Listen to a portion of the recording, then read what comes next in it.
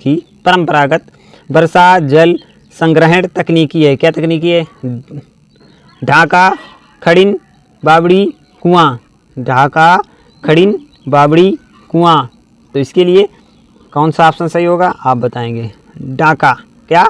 डाका 62वें के लिए ए ऑप्शन सही है, डाका। ठीक है ना, क्लियर हुआ आप लोगों को। चलते हैं अगले महत्वपूर्ण प्रश्न की तरफ। अगला महत्वपूर्ण प्रश्न क्या है? निम्नलिखित में से कौन सा जल में घुलेगा? निम्नलिखित में से कौन सा जल में घुलेगा? मृदा, चाक पाउडर, चीनी, तेल। तो आपके लिए सी ऑप्शन इसमें बिल्कुल सही है, चीनी जल में पूर्ण रूप से विलय है। ठीक है, चलिए मृदा माने मिट्टी, चाक पाउडर आप जानते हो नहीं घुलेगा, तेल तो हमेशा पानी के ऊपर ही रहता है। चलिए अगले महत्वपूर्ण प्रश्न की तरफ चलेंगे और 64वें प्रश्न को ध्यानपूर्वक पढ़ेंगे और इसका आंसर देने का आप लोग प्रयास करेंगे। 64वां प्रश्न बहुत ही शानदार है। निम्नलिखित में से कौन सा संक्रमण रोग है? संक्रमण मतलब एक दूसरे से फैलता है। मधुमेह, डायबिटीज, छोटी माता, चिकन पॉक्स, अल्जाइमर और कैंसर।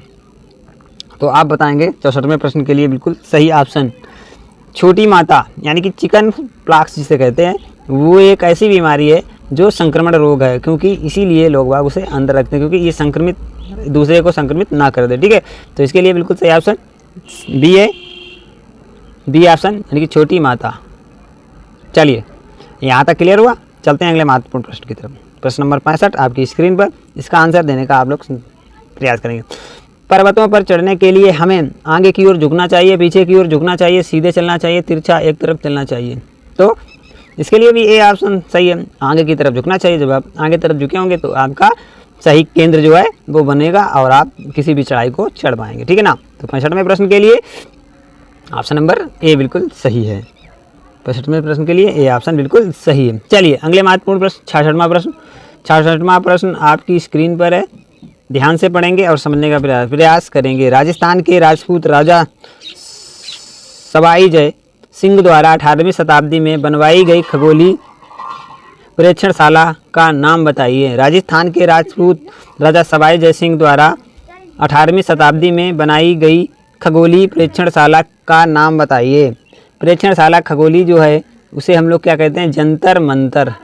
क्या कहते हैं? जंतर मंतर। देखो इसका आंसर होगा सी, क्योंकि 5 जंतर मंतर हमारे देश में बने हुए हैं और जो राजस्थान में एक जंतर मंतर बनवाया था।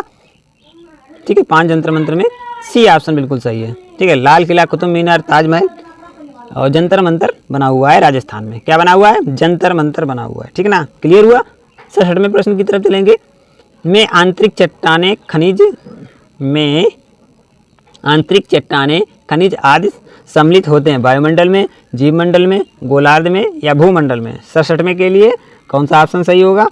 आपके ऑप्शन का हमें बेसब्री से इंतजार है। 67वें के लिए कौन सा ऑप्शन सही होगा? तो आंतरिक चट्टानों में, भूमंडल में आंतरिक चट्टानें खनिज आदि से सम्मिलित होते हैं। कौन सा ऑप्शन सही है? इसके लिए डी ऑप्शन बिल्कुल सही है। चलते हैं 68वें प्रश्न की तरफ चलेंगे और इसका आंसर देने का प्रयास करो। लाखों वर्षों पहले के पौधे और जानवरों के दफन किए गए अवशेषों को जाना जाता है जीवाश्म ईंधन के रूप में। किसे? जीवाश्म ईंधन के रूप में। जो लाखों वर्ष पहले हमारे जीवाश्म मतलब जो पौधे जानवर दब गए थे उन्हें हम लोग जीवाश्म ईंधन के रूप में जानते हैं। ठीक है ना, चलिए 69वें प्रश्न के लिए। 69वां प्रश्न आपकी स्क्रीन पर। रसगुल्ला की लोकप्रिय मिठाई है? रसगुल्ला किस राज्य की लोकप्रिय मिठाई है? पश्चिम बंगाल, पंजाब, केरल, हिमाचल प्रदेश। पश्चिम बंगाल, पंजाब, केरल, हिमाचल प्रदेश। इसके लिए ये ऑप्शन बिल्कुल सही है। क्या? पश्चिम बंगाल बिल्कुल राइट ऑप्शन होगा। तो रसगुल्ला पश्चिम बंगाल में प्रसिद्ध मिठाई है। ठीक है, 17वें प्रश्न की ओर चलेंगे और इसे समझने का प्रयास करिए। निम्नलिखित में से कौन सा भारत का एक जनजातीय समुदाय है? पंडित, जाट, भील, पंजाबी। कौन सा? भील। इसके लिए सी ऑप्शन सही है। ठीक है, 17वें का सी ऑप्शन बिल्कुल सही है, एक जनजातीय भील। चलिए आप लोगों को समझ में आ गया और 17वें प्रश्न का आंसर। चलिए 71वें प्रश्न की तरफ। बादल अधिकतर बने होते हैं बर्फ के, धूल के, जल की बूंदों के, धूम कोहरे के। तो इसके लिए कौन सा ऑप्शन सही है? सी ऑप्शन बिल्कुल राइट है। सी ऑप्शन मतलब जल की बूंदों के अधिकतर बादल बने होते हैं। जल की बूंदों के अधिकतर बादल बने होते हैं। निम्नलिखित में से कौन सी ऑप्शन है, प्रश्न है निम्नलिखित में से कौन सी कृति के लिए वासुदेव मोही को 29वां सरस्वती सम्मान प्रदान किया गया था। निम्नलिखित में से कौन सी कृति के लिए वासुदेव मोही को 29वां सरस्वती सम्मान प्रदान किया गया था। ऑप्शन है lost children, archive checkbook, the treasure diaries या song for a new day. 72वें प्रश्न के लिए बी ऑप्शन बिल्कुल सही है, चेकबुक। ठीक है, चेकबुक। ठीक है, चलिए 73वां और आज का लगभग अंतिम प्रश्न होता हुआ, चलिए अगले महत्वपूर्ण प्रश्न। यूएन महासभा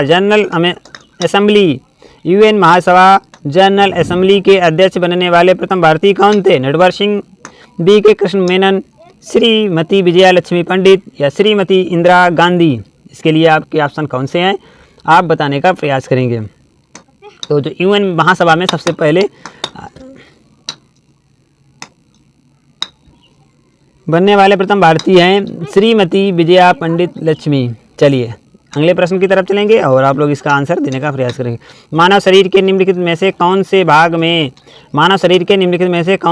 में श्वेत ग्रंथियां अनुपस्थित होती हैं? श्वेत ग्रंथियां अनुपस्थित होती हैं। सिरोवल्क, कांख, ओंठ या हथेली। 74वें के लिए बी ऑप्शन कांख में। 74वें के लिए बी ऑप्शन कांख में। क्या मानव शरीर के निम्नलिखित में से कौन से भाग में श्वेत ग्रंथियां अनुपस्थित होती हैं? कांख में श्वेत ग्रंथियां अनुपस्थित होती हैं। ठीक है, 75वां और अंतिम प्रश्न आपकी स्क्रीन पर, इसका बिल्कुल सही आंसर आप देने का प्रयास करिए। और आज का इस लाइव सेशन का ये अंतिम प्रश्न है। सभी साथियों को धन्यवाद और यहाँ तक जुड़ने के लिए, और इसके आंसर को आप हमारे साथ बताएंगे। कंगारू के छोटे बच्चे को हम क्या कहते हैं? फोल, कोल्ट या जोई या कब? तो इसके लिए ए ऑप्शन सही है। कौन सा? फोल। क्या कहते हैं? फोल। कंगारू को हम फोल कहते हैं, कंगारू के बच्चे को। तो आज के लिए इतना ही, मिलते हैं कल महत्वपूर्ण प्रश्नों की श्रृंखला के साथ। तब तक के लिए सभी साथियों को धन्यवाद।